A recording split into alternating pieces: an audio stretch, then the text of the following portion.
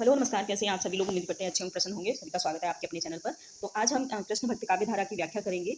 और इससे पहले सूफी काव्य धारा के जो महत्वपूर्ण पॉइंट थे, जो भी मेन पॉइंट थे, वो सारे के सारे क्लियर हो चुके थे। इसके बाद आता है सगुण काव्य धारा। और सगुण काव्य धारा में दो शाखाएं विकसित हुई, जिनका नाम था कृष्ण भक्ति काव्य धारा और दूसरी का नाम था राम भक्ति काव्य धारा। तो सबसे पहले हम जो देखेंगे वो देखेंगे कृष्ण काव्य धारा। कृष्ण भक्ति काव्य धारा में जो सबसे मेन पॉइंट, जिसका नाम सबसे महत्वपूर्ण है जो कृष्ण भक्ति काव्य धारा का, वो है अष्टछाप, यानी कि कृष्ण भक्ति काव्य धारा के प्रमुख कवि। ठीक है, सबसे मेन पॉइंट लेंगे इसका, वो है प्रमुख कवि। और प्रमुख कवियों में आता है सबसे पहला नाम जो आता है अष्टछाप के कवियों का। अष्टछाप एक समूह था 8 कवियों का, जिसे अष्टछाप का नाम दे दिया गया था। और वो कृष्ण भक्ति काव्य धारा के जो लोग लिखा करते थे, जो कवि हुआ करते थे, वो कृष्ण काव्यधारा पर जो लेख लिखा करते थे, उन सभी जो कवि थे उस टाइम, उन सारे कवियों को ही अष्टछाप कवि का नाम दे दिया गया था, उन 8 कवियों का। और वहां से विकसित हुई अष्टछाप की परंपरा।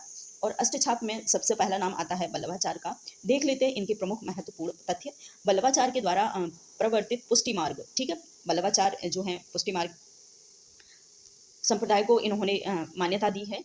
और को मानने वाले 8 कवि, ठीक है, भक्त कवि, जिन पर वल्लभाचार्य के पुत्र गोस्वामी विट्ठल जी ने अपने आशीर्वाद की छाप लगाई, वे अष्ट सखा या फिर अष्टछाप के प्रमुख कवि माने गए या फिर प्रसिद्ध कवि माने गए। ठीक है, इस प्रकार से हम देखेंगे कि अष्टछाप के जो महत्वपूर्ण कवि हैं, प्रमुख कवि हैं, वो कौन है।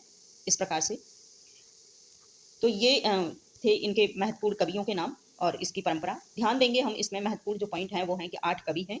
दूसरे हैं इसमें वल्लभाचार्य, और जो इसकी स्थापना हुई 8 कवियों अष्टछाप की, वो है, इसकी स्थापना का समय है 1565 ईस्वी। दूसरा है कि इसकी स्थापना विठलनाथ के द्वारा की गई।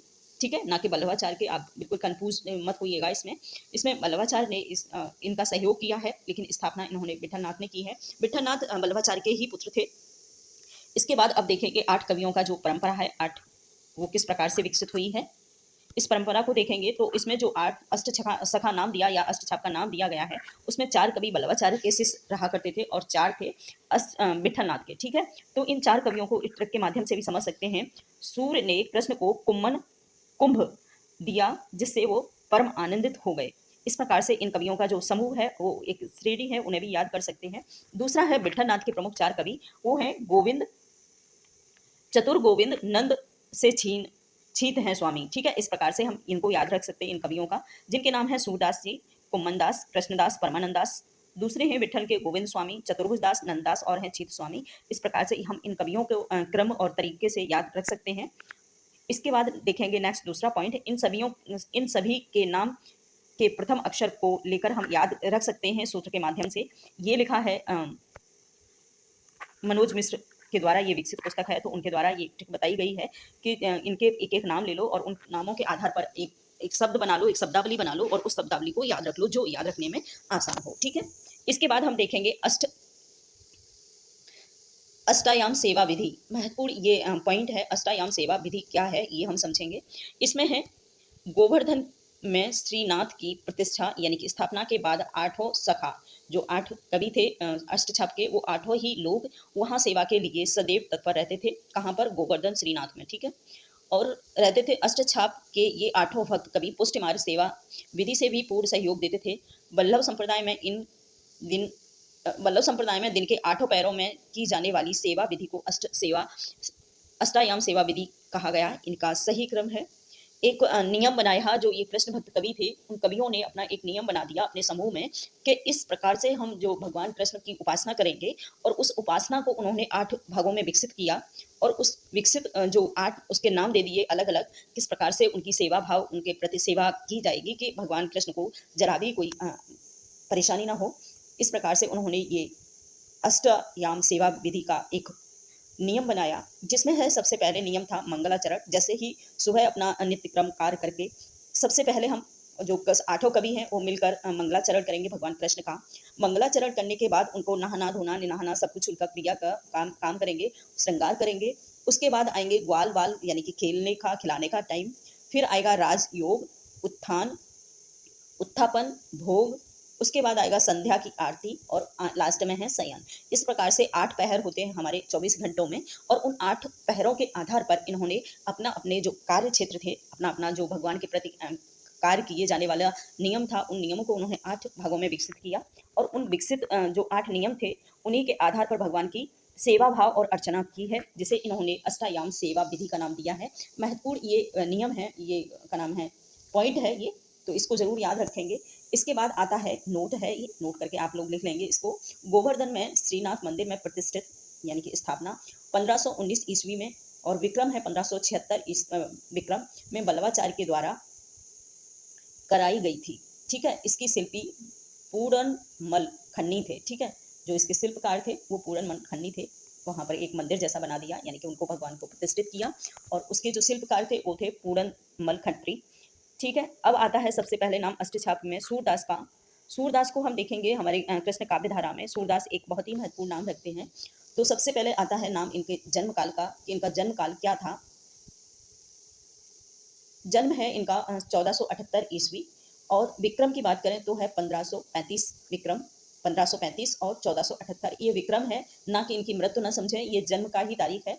ठीक है, इसके बाद आता है और इनका जो फिर इनके पॉइंट देख लेते हैं। जन्म स्थान है नागेंद्र के अनुसार। ठीक है, ये भी याद रखेंगे कि नागेंद्र के अनुसार इनका जो सूरदास का जन्म स्थान है वो क्या है। नागेंद्र के अनुसार इनका जन्म दिल्ली के निकट सीही नामक ग्राम में एक शाश्वत ब्राह्मण के परिवार में हुआ था। ठीक है, ये नागेंद्र मानते हैं। ठीक, इस चीज़ को याद रखेंगे कि सीही दिल्ली के पास सीही नामक एक जगह है और जिसमें एक शाश्वत ब्राह्मण रहा करते थे, उनके परिवार से ये विकसित हुए, इनका जन्म हुआ उनके परिवार में। और दूसरा है आधुनिक शोध के अनुसार इनका जन्म स्थान मथुरा के निकट रुनकता नामक गांव माना जाता है। इसके बाद ये तो है एक नागेंद्र के अनुसार इन्होंने जो इनको तथ्य मिले उनके आधार पर इन्होंने नाम दे दिया कि से ही शाश्वत ब्राह्मण के यहाँ पर इनका जन्म हुआ। इसके बाद आया जो आधुनिक लोगों ने इनका तथ्य निकाले, उसके आधार पर लोग मानते हैं कि मथुरा के निकट एक जगह है जिसका नाम है रुनकता और वहाँ पर सूरदास जी का जन्म हुआ। ठीक है, इसके बाद हम देखेंगे एक नोट लगाया है इन्होंने, परीक्षा में दोनों विकल्प अगर हों, ठीक है, अगर परीक्षा में ये दोनों ही विकल्प होते हैं तो आप सी ही को ही राइट करेंगे, ऐसा माना है मनोज मिश्र के द्वारा। ठीक है, इसके बाद देखते हैं इनका मृत्युकाल। इनका जो मृत्यु है, मृत्यु का समय है 1583 ईस्वी। विक्रम की बात करें तो 1640 विक्रम संवत माना गया है इनकी मृत्यु का समय है और स्थान है परसौली नामक ग्राम। ठीक है, गुरु की बात करें तो इनका गुरु हैं जो बल्लवाचार्य हैं। बल्लवाचार्य के ये शिष्य रहा करते थे। बल्लवाचार्य के 4 शिष्य हैं जो हमने ऊपर बताए हैं। ठीक है, तो उनमें से सबसे पहला प्रथम नाम है वो है सूरदास का। इसके बाद बात करेंगे कि गुरु से भेंट किस प्रकार से हुई, दीक्षा ग्रहण। दीक्षा ग्रहण की बात करें तो उन्होंने 1509 ईस्वी में अपनी दीक्षा ले ली थी परसौली नामक ग्राम में। इसके बाद हम देखेंगे नेक्स्ट दूसरा पेज, दूसरा है भक्ति पद्धति। ये आरंभ में दास एवं विनय भाव पद्धति से लेखन कार्य करते थे, परंतु बाद में बल्लभाचार्य की आज्ञा पर इन्होंने साक्य, वात्सल्य, माधुर्य भाव पद्धति को अपनाया। ठीक है, ऐसा माना है कि जो सूरदास जी थे वो पहले दास एवं विनय भाव में अपनी रचनाएं लिखा करते थे। जिस प्रकार से तुलसी राम के प्रति विनय भाव रखते हैं, दास भाव रखते हैं, उसी आधार पर इन्होंने कुछ कृष्ण की लेख लिखे हैं, कुछ लिखा है, काव्य लिखा है।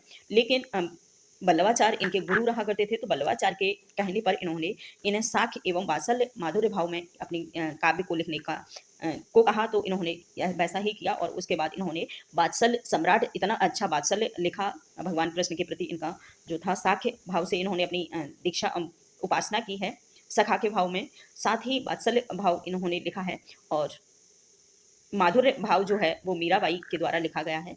ठीक है, और भाषा की बात करें तो इन्होंने अपनी ब्रज भाषा में अपनी लेखनी को लिखा है सूरदास ने। ठीक है, इसके बाद हम देखेंगे थोड़े से और पॉइंट हैं। इसमें है इनकी प्रमुख श्रेष्ठ कृतियां मानी जाती हैं। सूरदास की प्रमुख 3 रचनाएं हमें देखने को मूल रूप से मिलती हैं, जिसमें है सूरसागर, सूरावली और साहित्य लहरी, 3 रचनाएं मिलती हैं। लेकिन इससे पहले इनके कुछ रिलेटेड पॉइंट हैं, उनको देखेंगे। इनका मुख्य उपजीव आधार स्रोत श्रीमद् भागवत के 10वें स्कंद का 46 और 47वां अध्याय माना जाता है। ठीक है, इनका सर्वप्रथम प्रकाशन नागरी प्रचारणी सभा काशी के द्वारा करवाया गया था। भागवत पुराण की तरह इनका विभाजन भी 12 स्कंदों में किया गया है। इसके 10वें स्कंद में सर्वाधिक पद रचे गए हैं। ये महत्वपूर्ण पॉइंट है कि जो है सूरसागर इनकी रचना है, ये लिखा है ऊपर सूरसागर इनकी रचना है। वो सबसे पहले इसका कौन सा जो पार्ट महत्वपूर्ण है, तो माना जाता है कि 10वां स्कंद इनका जो है बहुत ही महत्वपूर्ण है, जिसमें इन्होंने सर्वाधिक पद रचे हैं, लिखे हैं। ठीक है, इसके बाद आचार्य रामचंद्र शुक्ल के अनुसार सूरसागर किसी चली आती हुई गीत काव्य परंपरा का, चाहे वह गीत परंपरा का चाहे वो है। आचार्य रामचंद्र शुक्ल ने कहा है, शुक्ल के अनुसार उन्होंने माना है कि सूरसागर किसी चली आती हुई गीत काव्य परंपरा का, चाहे वह मौखिक ही रही हो, पूर्ण विकास सा प्रतीत होता है। सूरसागर के विषय में उन्होंने ऐसा माना है।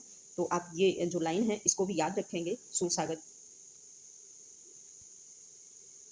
सूरसागर किसी चली आती हुई गीत परंपरा का, चाहे वह मौखिक ही रही हो, पूर्ण सा प्रतीत होता है। ऐसा सूरसागर के विषय में आचार्य रामचंद्र शुक्ल ने माना है। तो ये महत्वपूर्ण पॉइंट है, इसे याद रखेंगे। इसके बाद आते हैं नागेंद्र। नागेंद्र का मानना है, नागेंद्र कहते हैं इस रचना को अनियोक्ति एवं उपालभ्य काव्य कहकर इन्होंने पुकारा है सूरसागर को। महत्वपूर्ण पॉइंट बनता है कि सूरदास की सूरसागर को अनियोक्ति एवं उपालभ्य काव्य किसने कहा है, तो आप बता सकते हैं। आचार्य नागेंद्र, डॉक्टर नागेंद्र के अनुसार उन्होंने ये माना है।